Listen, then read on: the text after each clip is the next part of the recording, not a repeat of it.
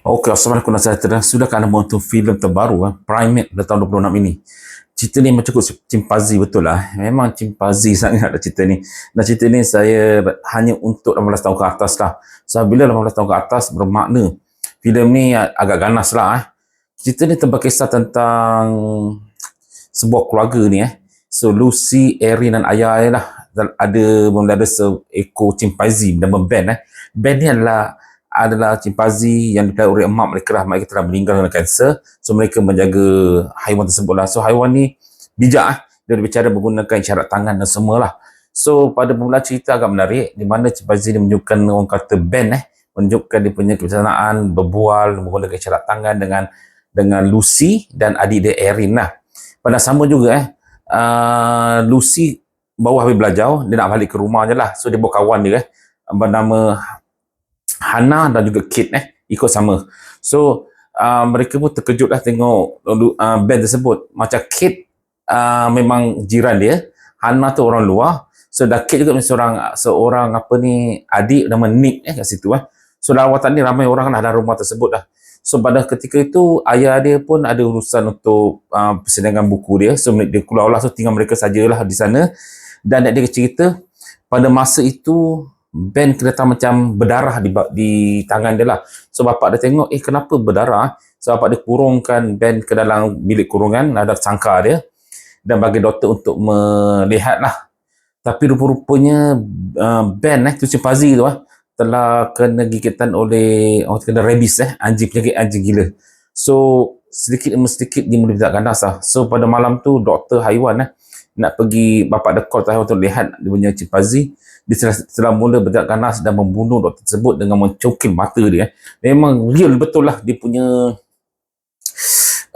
senario pembunuhan tersebut dan berdarah-darah. So kemudian mereka pun tak tahu ketika itu, dan semasa mereka tengah mandi di swimming pool orang, so Ben ada situ So Ben telah mula mencakah adik Lucy itu Erin, dan mereka ramai-ramai lompat ke dalam swimming pool lah, sebab Ben tidak boleh berenang.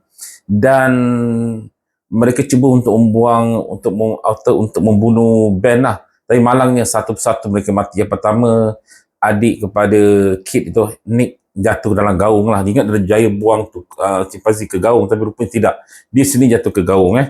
Kedua, Kate juga mati dibunuh lah, dihentak dengan batu pecah kepala dia semasa nak cari handphone tu.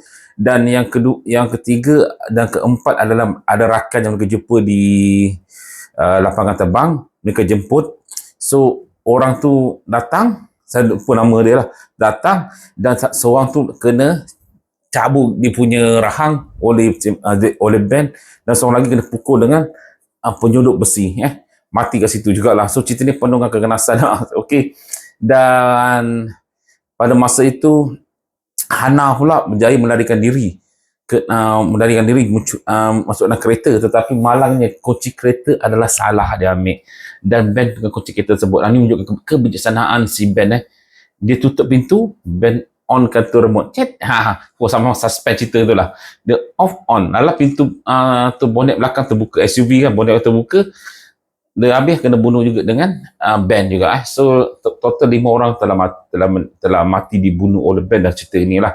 Dan akhirnya Lucy nak hantar adik dia kan, kena cakap mula tu, Erin tu, bapak dia pulang dan lihat senyap seorang tu dah jumpa mayat lah. So rupa-rupanya bapak dia tahu yang Ben telah digila lah. So bapak dia cuba berlawan dengan Ben, tapi teruk kena pukul lah. So Lucy pun tak ada pilihan, cuba pukul tu chimpanzee, pun orang kata dia melawan juga, dan akhir adik Erin dia bunuh dia.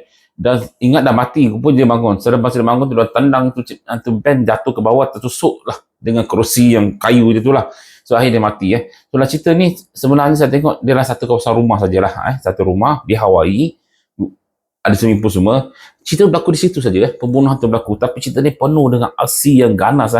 Orang rumah saya rasa menonton wayang dengan saya punya wife, dan memang dia terjerit tengok cerita ni lah. So tidak sesuai untuk kanak-kanak, tetapi sesuai untuk orang dewasa yang mahukan filem-filem epic yang lama macam ni lah. Cerita yang tak ada magic-magic, tetapi cerita tentang keganasan seekor binatang yang tidak bersalah tetapi terkena penyakit, rabies atau aptik aja gila, membunuh seorang demi seorang di dalam rumah tersebut lah. So saya rumah saya lah memberikan bintang dari plus 10 adalah 9 bintang untuk filem ni lah.